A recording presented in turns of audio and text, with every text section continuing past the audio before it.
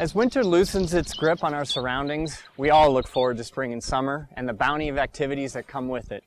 Baseball, picnics, fireworks, and the ever-popular backyard barbecue on your stamped concrete patio. Unfortunately for some people, the melting snows of winter will lead to shock and awe as they realize the destructive force of snow and ice and the effect it had on their concrete surface. This destructive effect is known as spalled concrete, the topic of today's segment.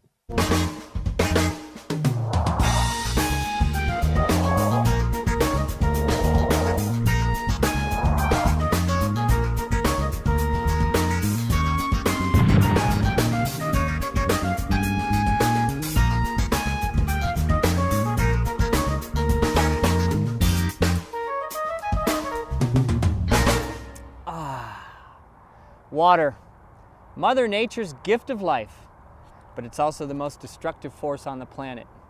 And nothing exemplifies that better than here at Dinosaur Ridge. We're 20 miles west of Denver. 100 million years ago, these were thin layers of sedimentary mud. Once this hillside was exposed, water gets under the thin layers. Freeze-thaw expansion contraction in the wintertime causes the thin top layer to come apart, and you get the same mechanism that causes spalled or concrete scaling. Water expands 9% its size when it freezes. And if there's no place for that water to go when it freezes, what's it going to do? It's going to cause the destruction of the top layer or the weak layer. And that's what causes spalled or concrete scaling. We've seen what water does to weak stone. This, my friends, is what water does to weak concrete. We have a weak top layer of concrete. Water migrates under the surface, freeze-thaw expansion contraction, and we end up with the top popping off. A classic case of spalled concrete, otherwise known as concrete scaling.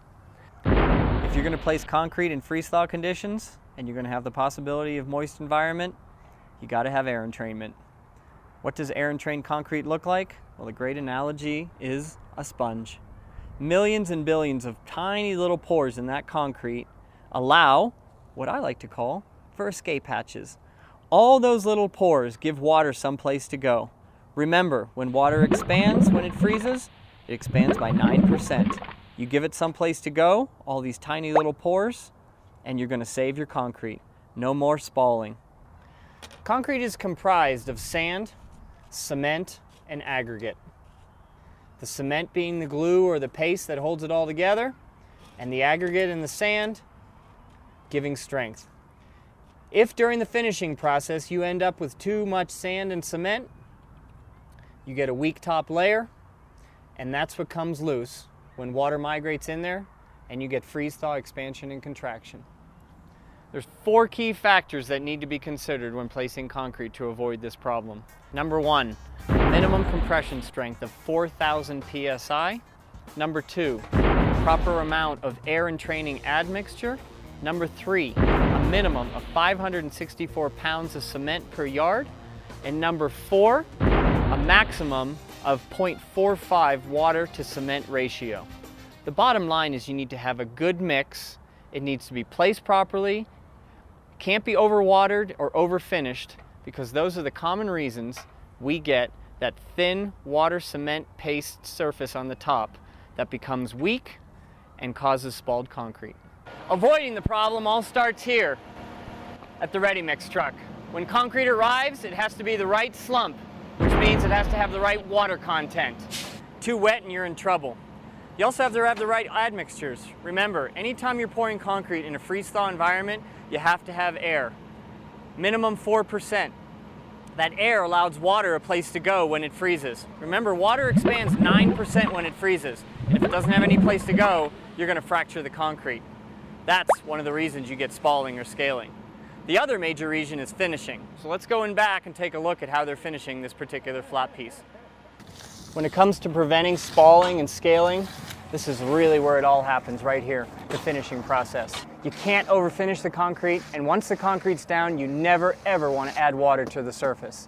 If I were to overwork this and continue to float this, I would bring more and more cream to the surface. It's that cream that causes the problem. You overwork it, or if it's too wet. By adding water to this, it sure is easier to work, but all that water does is bring up that cream, and you can see it. This right here is the culprit. You make too much of a cream layer, that's what's going to pop off when you get that freeze-thaw expansion. So the critical thing is don't overfinish and don't overwater.